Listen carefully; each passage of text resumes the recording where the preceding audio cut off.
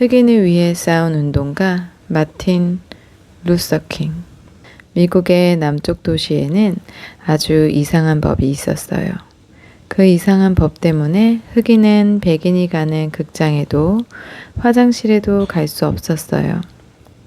버스 앞자리가 텅텅 비어 있어도 흑인은 붐비는 뒷자리에 힘들게 서서 가야 했어요. 앞자리에 앉았다가는 바로 경찰에게 잡혀갔거든요.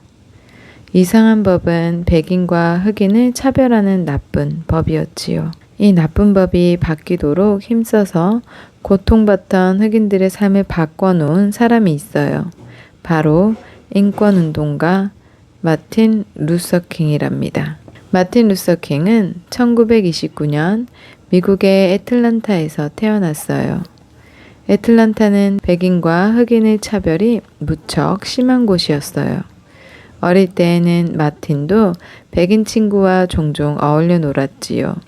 그러던 어느 날 마틴이 백인 친구와 놀고 있을 때였어요. 이제 마틴이랑 놀지 말라고 했잖니. 넌 백인이고 마틴은 흑인이니 같이 놀면 안 돼. 갑자기 친구 어머니가 화를 내며 친구를 데려갔어요. 그날 저녁 마틴은 어머니에게 물었어요. 엄마, 제가 친구에게 뭘 잘못했나요? 아니야, 다만 법이 이상할 뿐이란다. 너는 착하고 좋은 아이라는 걸 잊지 마렴. 어머니는 슬픈 얼굴로 마틴을 꼭 안아주었어요. 어느 날 마틴의 아버지가 말했어요. 얘야, 새 신발을 사줄 테니 나가자꾸나. 마틴은 신이 나서 아버지를 따라갔어요. 한참 신발을 고르고 있을 때 백인 점원이 나타나 쌀쌀맞게 말했지요. 앞쪽에 있지 말고 저기 뒤쪽으로 가서 골라요. 우리는 앞쪽에서 신발을 고르겠소. 그 말에 점원이 화를 벌컥 내며 소리를 질렀어요. 흑인 주제에 어서 뒤로 가지 못해? 아버지는 백인에게 차별받는 것을 그대로 참지 않았어요. 그럼 신발을 사지 않겠소. 가자, 마틴. 마틴은 당당한 아버지가 자랑스러웠답니다. 마틴은 무척 똑똑하고 영리한 아이였어요. 웅변도 잘해서 곧잘 대회에 나갔지요. 어느 날 마틴이 대회를 마치고 선생님과 함께 집으로 돌아오던 길이었어요. 상을 받은 마틴은 기분이 좋아서 싱글벙글 웃음이 나왔지요. 거기 흑인들 자리에서 일어나. 한참 버스를 타고 가는데 운전사가 대뜸 소리쳤어요. 마틴은 무슨 영문인지 몰라 가만히 있었지요. 뭘 꿈을 대고 있어. 백인이 앉을 자리가 없는 게 안 보여? 어서 일어나. 화가 난 마틴이 따지려고 하자 선생님이 얼른 말렸어요. 마틴, 가만히 있어. 백인에게 대들었다가는 큰일 난단다. 마틴은 집으로 가는 내내 분한 마음뿐이었어요. 마틴은 아버지처럼 많은 사람들에게 희망과 용기를 주는 목사가 되고 싶었어요. 그래서 대학을 졸업하고 다시 신학교에 들어가서 여러 가지 공부를 했지요. 어느 날 마틴은 강연을 들었어요. 간디는 폭력이 미움을 낳는다고 말했습니다. 잘못된 법을 따르지 않으면서도 평화적으로 싸워야만 참된 자유를 얻을 수 있다고 했지요. 강연을 듣고 있던 마틴은 정신이 번쩍 들었어요. 그때부터 마틴은 폭력을 쓰지 않고 흑인의 권리를 주장하는 방법을 곰곰이 생각했어요. 마틴은 신학교를 1등으로 졸업하고 상으로 대학원에서 공부할 수 있는 장학금도 받았어요. 대학원에서 공부하는 동안 결혼도 했지요. 킴 박사님, 우리 대학교에 교수로 와주세요. 우리 교회로 와주세요. 대학원을 졸업하자 여러 곳에서 마틴을 불렀어요. 마틴은 흑인에게 도움을 주고 힘이 되는 진정한 목사가 되고 싶었어요. 그래서 흑인을 심하게 억누르는 도시 몽고메리에 있는 흑인 교회로 가기로 했지요. 마틴은 가난하고 아픈 사람들을 힘껏 도와주었어요. 차별받는 흑인의 권리를 되찾는 일에도 늘 앞장섰지요. 그래서인지 교회를 찾아오는 신도가 점점 늘어났답니다. 거기 아줌마 자리에서 일어나. 어느 날 버스 운전사가 흑인 아주머니에게 소리쳤어요. 백인이 앉을 자리가 모자라니까 얼른 비켜. 아주머니는 너무너무 화가 났어요. 하루 종일 재봉 일을 하느라 피곤하기도 했지만 무엇보다 그 자리는 흑인도 앉을 수 있는 뒤쪽 자리였거든요. 좋은 말로 할 때 당장 비키라고. 아니면 경찰을 부르겠어. 프리테면 불러요. 여긴 백인만 앉는 자리도 아니잖아요. 아주머니는 끝까지 자리에서 일어나지 않았어요. 결국 경찰이 와서 아주머니를 붙잡아가고 말았답니다. 이 사건을 전해들은 마틴의 머릿속에는 어릴 적 웅변대회에서 돌아오던 날의 일이 떠올랐어요. 이대로 가만히 있을 수 없어.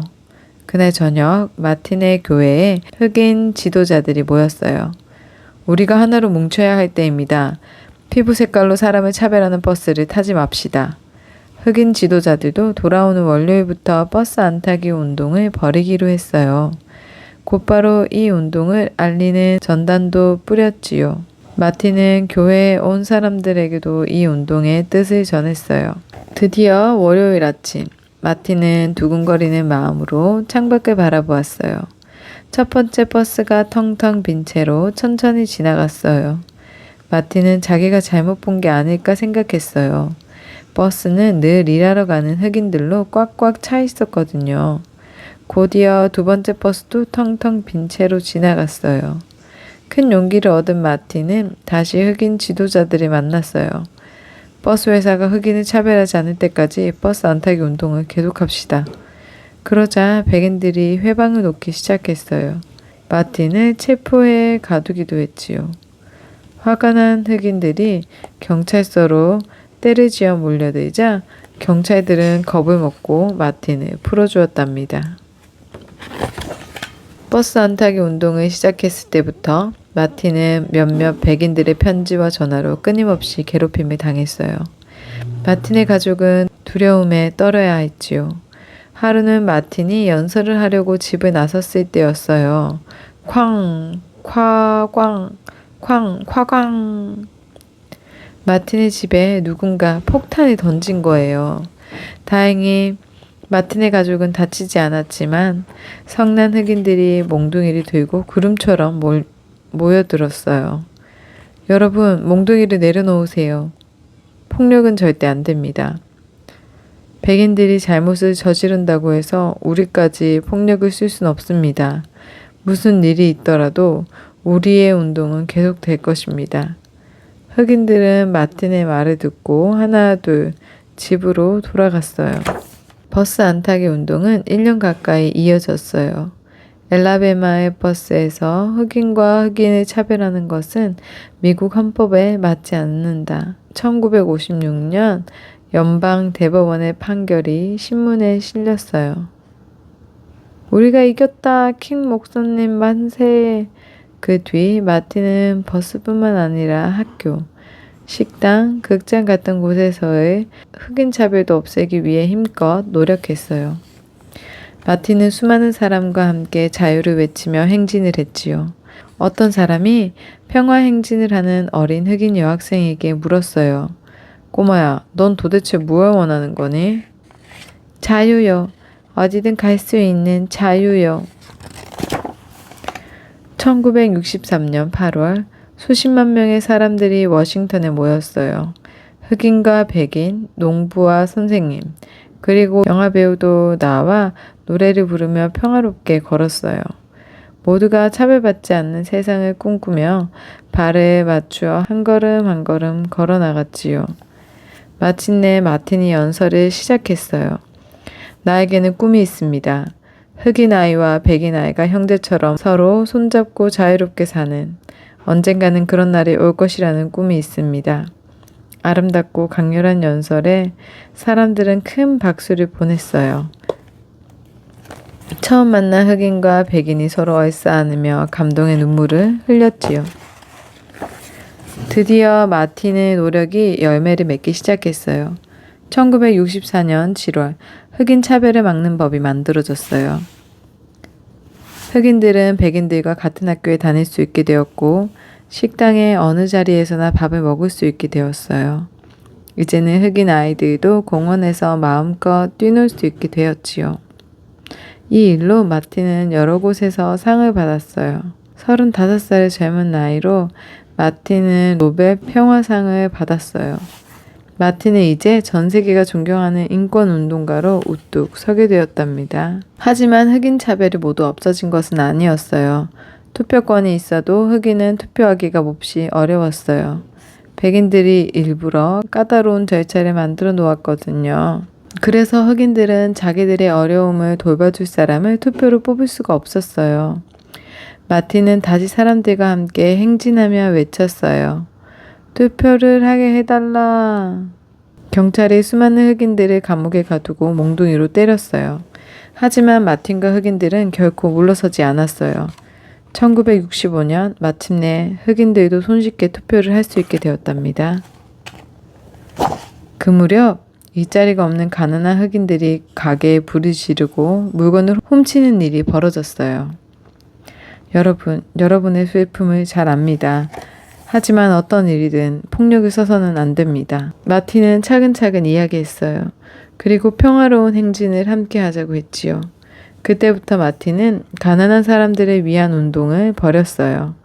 마틴을 못마땅하게 여기는 백인들이 행진을 하는 마틴에게 돌을 던지고 욕을 퍼붓기도 했어요. 그래도 마틴은 포기하지 않고 슬퍼하지도 않았어요. 그러던 어느 날 쌀쌀한 저녁 날카로운 총소리가 울렸어요. 킴 목사님이다. 킴 목사님이 총에 맞으셨다. 마틴은 39살의 나이에 한 백인이 쏜 총에 맞아 안타깝게 숨을 거두고 말았어요. 마틴의 죽음으로 온 나라가 슬픔에 잠겼어요. 전 세계 사람들도 가슴 아파하며 눈물을 흘렸지요. 장례식이 있던 날 수많은 사람들이 거리로 나왔어요. 그래서 백인과 흑인이 나란히 함께 걸으며 마틴에게 마지막 인사를 했어요. 마틴의 무덤에는 이런 말이 새겨졌지요. 마침내 자유를, 하나님 감사합니다.